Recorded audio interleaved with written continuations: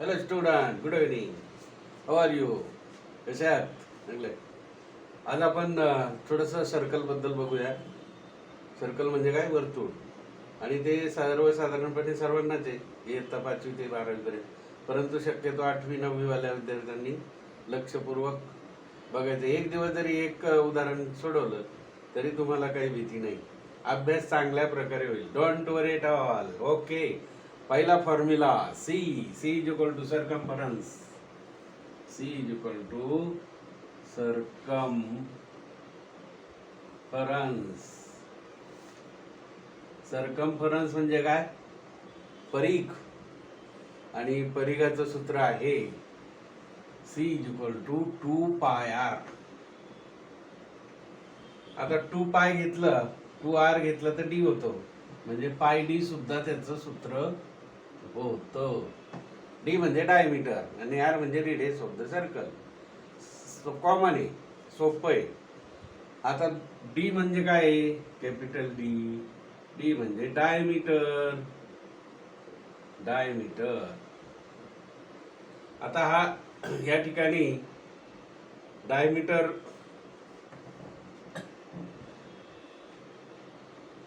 Diameter diameter म्हणजे काय? व्यास. आणि हा व्यास त्रिज्येच्या दुप्पट असतो. आर म्हणजे R is equal to D upon 2. वर्तुळाची त्रिज्या ही व्यासाच्या निमपट असते. म्हणजे डायमीटर अपॉन 2. पायाची किंमत तुम्हाला दिली जाते. किती दिली जाते? 3.14 किंवा 22/7. एवढं लक्षात ठेवायचं. बरोबर की नाही? आणि या ठिकाणी आर म्हणजे d/2. म्हणजेच या ठिकाणी दुसरं सूत्र काय होईल? डी इज इक्वल टू, हे दोन इकडे गेले तर 2r. डायमीटर म्हणजे व्यास त्रिज्येच्या दुप्पट. बरोबर की नाही? म्हणजे या ठिकाणी असं वर्तुळ घेतलं आपण आणि हा सेंट्रल आहे, हा व्यास आहे. ए बी काय आहे? व्यास आहे. आणि ही सी डी काय आहे? त्रिज्या. म्हणजे ही बाजू आणि ही बाजू कशी आहे? सारखी आहे. म्हणजे हा व्यास ए बी हा सी डीच्या दुप्पट आहे. म्हणजे ही त्रिज्या आणि हा काय आहे? व्यास. कळलं? हे वर्तुळ घेतले लिहून. ओके. मग आता आपण थोडेसे उदाहरणं बघूया.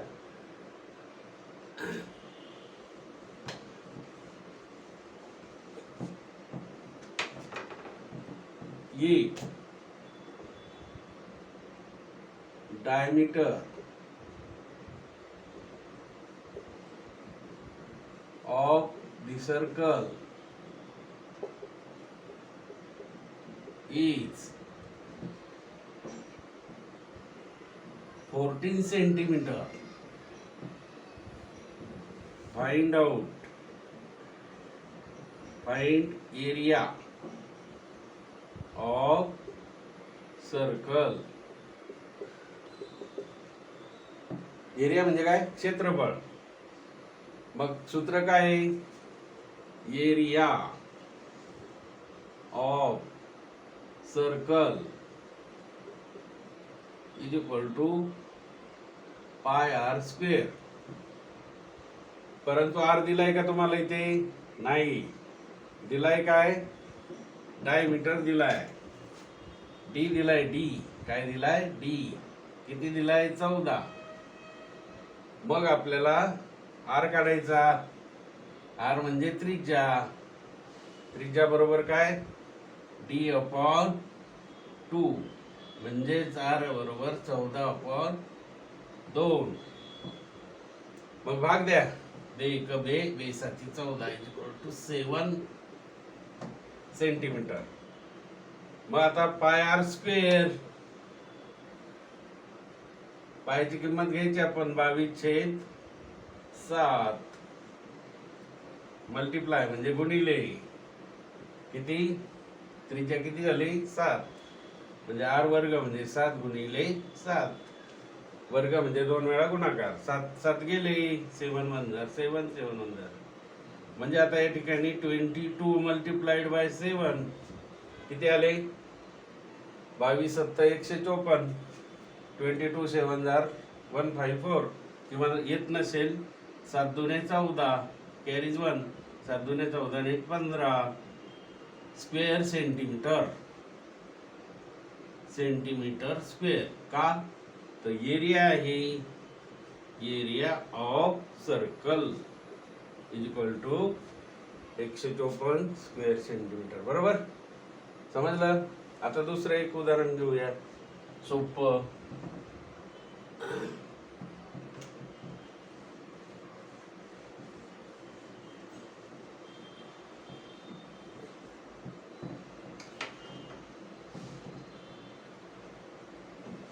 Area of circle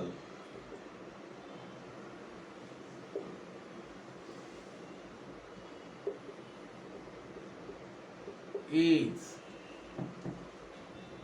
170 centimeter square. Find radius of the circle.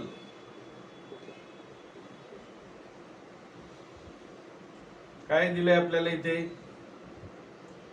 Area दिले, क्षेत्रफळ दिले, किती दिले? 170 square centimetre.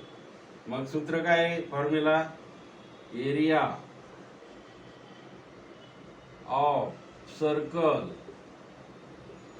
Is equal to pi r square. बरोबर की नाही?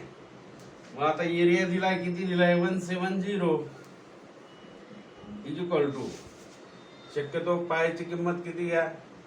3.14, कारण इथं 170 आहे. आर दिलाय आपल्याला? नाही. Multiplied r square. मग आता काय करायचं? हे इकडे खाली घ्यायचे. बरोबर? म्हणजेच इज इक्वल टू 314 छेद किती होतील? 100. म्हणजेच 170 बरोबर 314 छेद 100 मल्टिप्लाय बाय आर वर्ग. आता याचा व्यस्त घ्यायचा, रिसिप्रोकल. काय होईल याचा रिसिप्रोकल? 100 छेद 314. बरोबर की नाही? मग याच्या रिसिप्रोकलने याला गुणाकार करायचा. बरोबर? म्हणजेच काय होईल? 170 मल्टिप्लाइड बाय 100 अपॉन 300, खाली होतील 314 is equal to r square. याचा रिसिप्रोकल घेतला आपण. हे 100 वर डिनोमिनेटर आणि 314 न्यूमरेटर 100 आणि डिनोमिनेटर 314. बरोबर की नाही? 170 ला गुणला. मग आता 314 ने याला भाग द्यायचा. 314 ने काय करायचं? या पूर्ण संख्येला भाग द्यायचा. म्हणजेच या ठिकाणी याचा गुणाकार करून घ्या. 170 वर 2 शून्य देऊन टाका. दिले? म्हणजेच किती झाले? 17,000 divided by 314 is equal to r वर्ग. आणि मग या ठिकाणी आपण जसा भागाकार करतो 17,000 बरोबर भागिले किती? 314. हे एवढं तुम्ही घरी करायचं. कळलं? 5वी सारखं. आणि आर वर्ग बरोबर काढायचा. नंतर तुम्हाला ती जी संख्या येईल आर बरोबर ती वर्गमुळात घ्या. वर्गमुळात वर्ग निघत नसेल तर वर्गमुळात घ्या. एवढं करून दाखवा फक्त. बस. आपण याचे उदाहरण घेतलेले. ओके, अभ्यास करा.